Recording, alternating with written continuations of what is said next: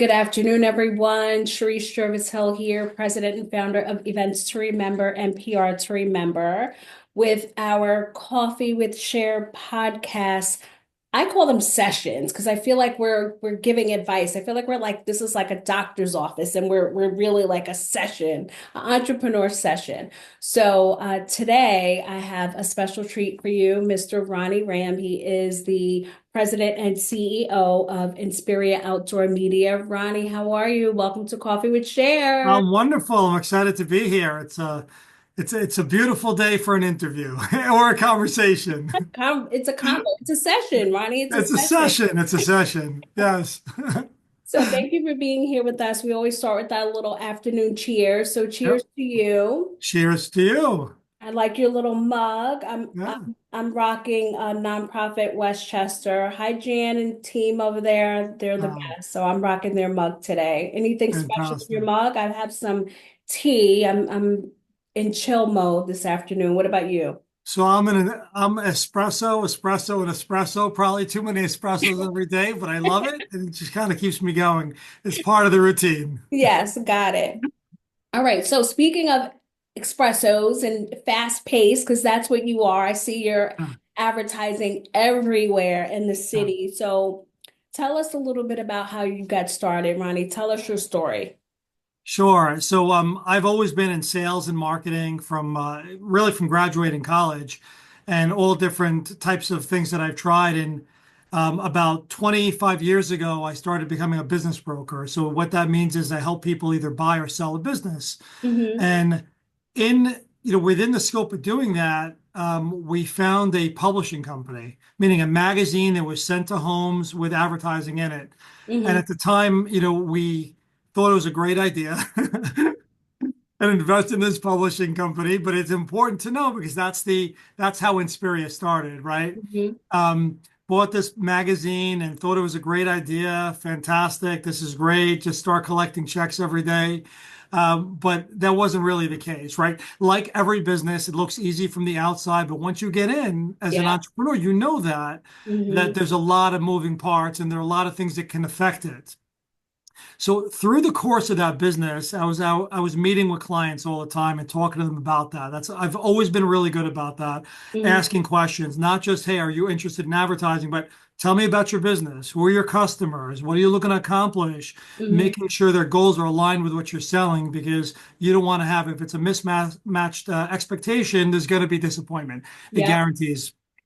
So it's at a pizzeria client in Scarsdale, New York. Okay. And he said to me, hey, I don't want to be in the magazine anymore, but I would love to be at the train station. And I said, I can do that. This is in 2009. Okay. So Okay. we're going back now 15, 16 years. Mm-hmm. And I said, yeah, fantastic. And I went back to my office in White Plains, started Googling, how do you buy a train station ad? Now, back then, it was a lot more searches than you would now to find Yeah. out how to buy a train station ad or even sells it. Yeah. But many searches, many phone calls, finally made contact.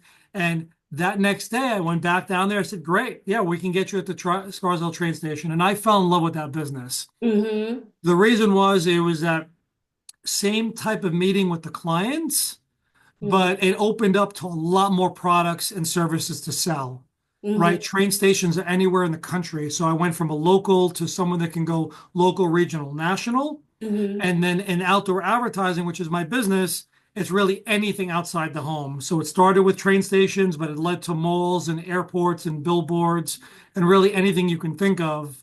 But again, local and regional and national. I love that. That's such a Yeah. fun story. And I didn't know that about you. I did not Yeah. know. That's so cool. So how long have you been in business now, Ronnie? So in this business since 2007, Okay. so over 17 years. This is year Okay. 18. Okay. Yeah. Awesome. Yeah. Awesome. That's great. Um, so what do you think sets yourself apart from others that are kind of in your space, in your industry? Yeah. So one of the things that I learned, even again, tying in some of my experience starting that business, is about narrowing the focus, right? Every time we narrowed the focus to say, instead of us doing, magazines and outdoor and social media and websites and all these things, every time you get rid of something, you get better at it, right? So we went from being good at a bunch of things. Let's just use the number 10, 10 different things. Because when a client said, "Hey, can you do business cards when you're starting out fresher with maybe a little less experience?" You say, "Yeah, absolutely." For several reasons. Number one is you legitimately want to serve the client's need. You want to provide them every service they could possibly kind of need from you. Hmm. Number two is you want to keep that client in house, right? You want Yeah. to keep them close to you because if I give them to somebody else, maybe I lose that client. Hmm. But what occurs is you learn is that the more narrow your focus is, the more people think about you and connect you with that service, and the more you can get closer to, and I'll use the word expert Hmm. lightly, right? Because you're only an expert if you continue to learn, but the more you become excellent at something Hmm. versus good or even great Yeah. at something, right? So we kept narrowing our focus. So what we set ourselves apart. So number one is expertise, right? So expertise and the way we define that is really understanding the market and how it changes. So we're always about continuous learning. Hmm. I start my day, my coffee or espresso at home. Usually it's like a cappuccino type of, thing. My wife or me, Okay. whoever gets to the machine first makes it for the other. Nice. And then I read, we call them the trades, right? It's a Hmm. common terminology, meaning the trade publication. It used to be publications, now it's newsletters. So Hmm. I read the Billboard Insider, and then I read fun stuff like Morning Brew, and then I read things like Associated Press. But I want to understand what's going on in the world, and I want to understand what's going on in my industry. So when Yeah. someone calls me and says, "Hey, can you tell me about that thing I saw in Vegas, the Sphere?" Hmm. I don't want to say, "Hey, what is this person talking about?" Like, I already know, which is this gigantic ball, which is a concert hall and many other things. But when that first came, I knew about it. We knew about it as a company. So I Yeah. think when you say expertise, it's not just about knowing your space, but it's continuously learning with your team. Number two is responsiveness. Hmm. So we pride ourselves on being responsive. When somebody inquires, and we spend a lot of money on things like Google AdWords and people fill out forms, if it's during the business hours, Hmm. people get a call back within 10 minutes. That's our Wow, policy. that's amazing. Yeah, it doesn't usually take 10 minutes, but they get a call back within 10 minutes. And then within 1 hour of the next business day, if it's on the weekend, oftentimes we'll still, get back to them on the weekend. But our policy internally and our culture is that that's the first thing. And my team is so great. And like they'll get in, let's say on a Monday morning, "Hey, handling the leads?" And someone's on it right away. And then the third thing, so expertise, responsiveness is adaptability. Hmm. We've all been through, you've been through a ton of stuff. I mean, your business with events, like think about COVID, right? But Yeah. going back to multiple things from the financial kind of decline, 2007 and 2008, Yeah. you know, to other economic times, to everything that happened with COVID, to things that Yeah. happened politically that may affect people's businesses, you Hmm. have to adapt, Yeah. right? If it's about shifting, in COVID, we shifted, we focused on, "Hey, why don't you do billboards to support your community or healthcare workers? Why don't you do this?" So you have to adapt to what's happening in the business. And that could just be about shifting into an industry. If that Hmm. industry is just not as strong anymore because they can't advertise, or the generation of people that you're working with are making decisions a month prior to a campaign versus a previous generation may have planned 6 months in advance. So you Yeah. have to adapt to it, not complain, just adapt to Yeah. what's happening in the business. No, that's awesome. All of those are like excellent, excellent Yeah. points. And I literally wrote down everything you get rid of. Um, it'll make you get better. Like Yes. I love that. I think that's so smart Yeah. because it's true. I mean, I think back to when I first started events to remember and we did weddings and we did invitations, Yep. we did this and we did that, and it's you want to be everything to everyone and you Yeah. realize that you really can't. You really want to focus on your sweet spot and really be a master at that. Absolutely. So that's such great advice. I love that that really sets you apart and all good stuff. Um, so anything new happening, anything experience, working on anything exciting, anything new? Tell us. Yeah. So there's in outdoor advertising in the industry we call it out of home, the biggest shift has been to digital, right? and everyone talks, oh, can you get me digital here, digital here? So a lot of what we're doing is and new is kind of educating clients. One thing on top of it, educating clients about the benefits of digital, the pros and the cons, right?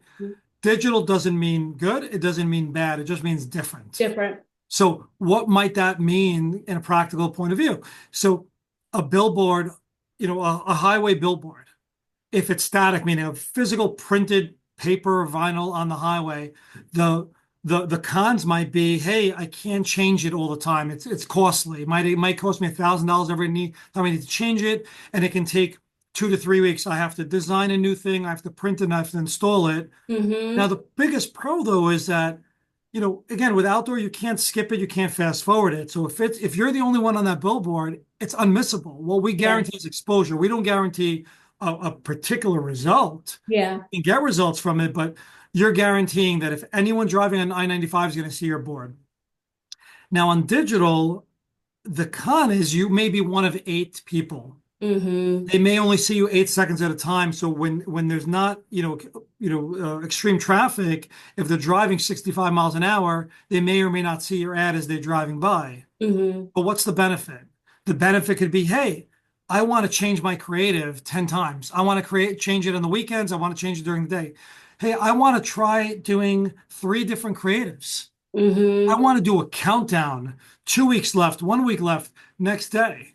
I Mm. know in the winter, it gets dark at 4 o'clock or 4:30, and digital billboards really kind of, stand out, right? So there's pros and cons. So a lot of our time, I'd say, is educating clients on the shift Mm-hmm. and, digitals, what the benefits, what the pros are, and kind of reminding clients about our capabilities.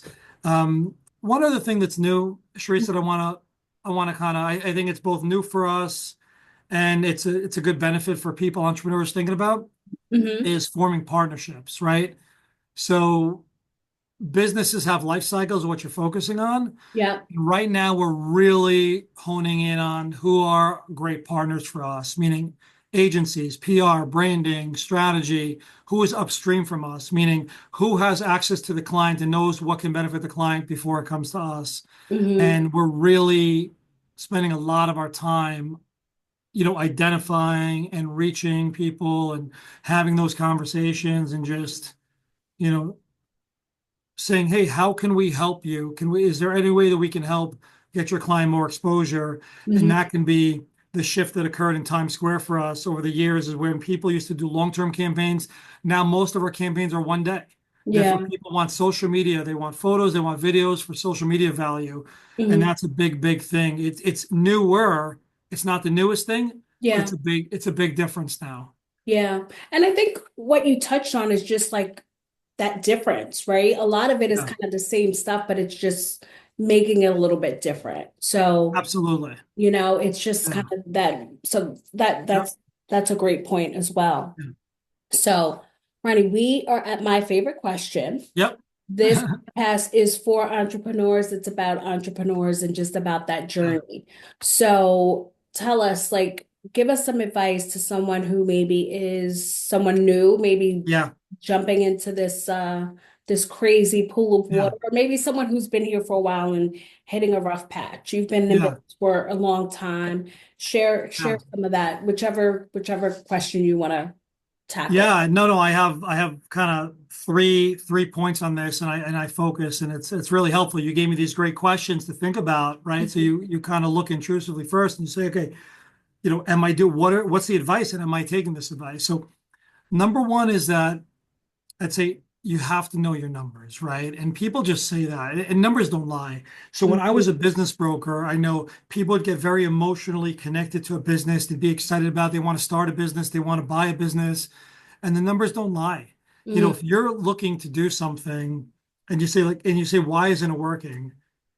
There are a couple easy kind of answers. One is, are you pricing it correctly? So if Mhm. I'm selling this mug and somebody told me that I'm buying this for $1, I should sell for $1.30 and it's not working, understand, like, is it the numbers? Am I not getting enough? Am I in the wrong business? Mhm. And that doesn't mean shut down your business. It could be like, what is my business? Maybe it is because I'm focusing on 10 different things and I never really analyzed well, one of these things is the things that I get more excited about. That's the thing I'm most unique about. That's the thing that has the highest profit margin. And I Mm-hmm. don't have to be scared to get rid of stuff. So meaning again, narrow those things, but you have to know your numbers and what kind of makes sense.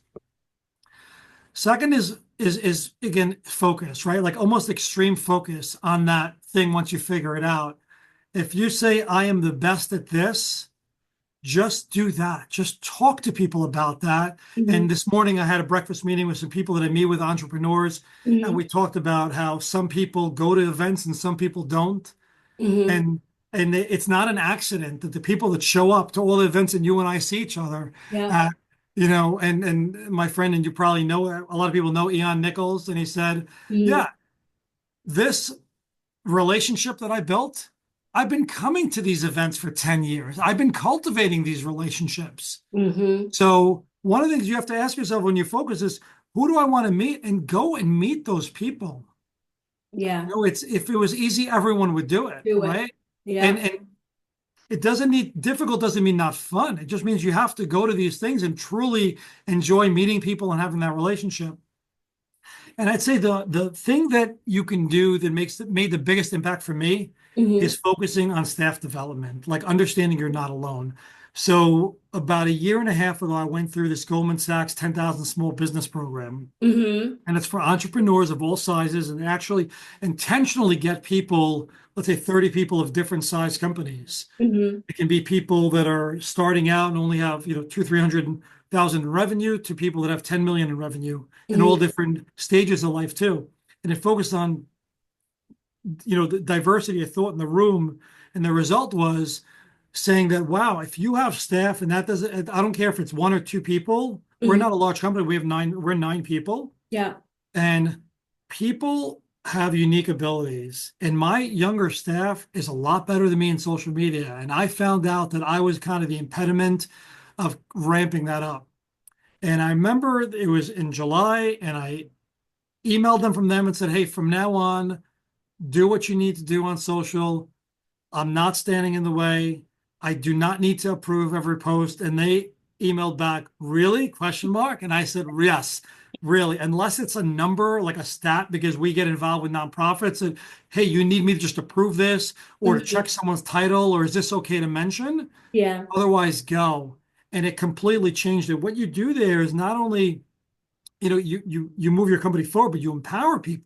You Yeah. empower people, you get them excited. And we meet twice a week internal for these powwows that we have. Mm-hmm. So get people involved and don't be scared that you're giving up. Like you don't need to pretend or think that you have to be the smartest person in your company. You Mm-hmm. are the smartest in one aspect of it, in one way. And smart is not the right word, right? Yeah. I am the leader in driving the direction of the business. Yeah. And my job is to create an environment of success that everybody can succeed. Mm-hmm. That's my main job. Yeah. I do a bunch of other things, but that's my main job. Yeah. So staff development. So focus, know your numbers, develop your staff, and let them develop you as well. Awesome, awesome, awesome. Such great tips. And I really love the first one. The numbers don't lie because they Yeah, don't, they don't. right?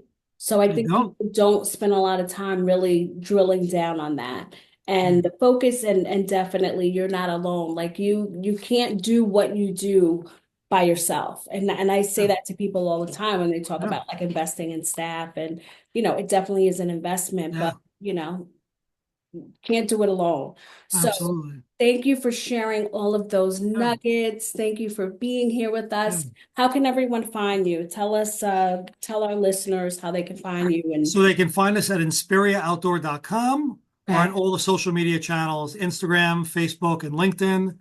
And I want to thank you, Charisse, for this time. I love speaking with entrepreneurs and you in particular. Obviously, we know each other Yeah, and we're getting to know each other. Every time we talk, we learn more about each other. But this is fun. And I'll encourage all entrepreneurs out there to speak to other entrepreneurs and be vulnerable and talk to them and share your experiences and let them share theirs because you're going to learn a lot. Why do it alone? Why learn, but based on your own mistakes?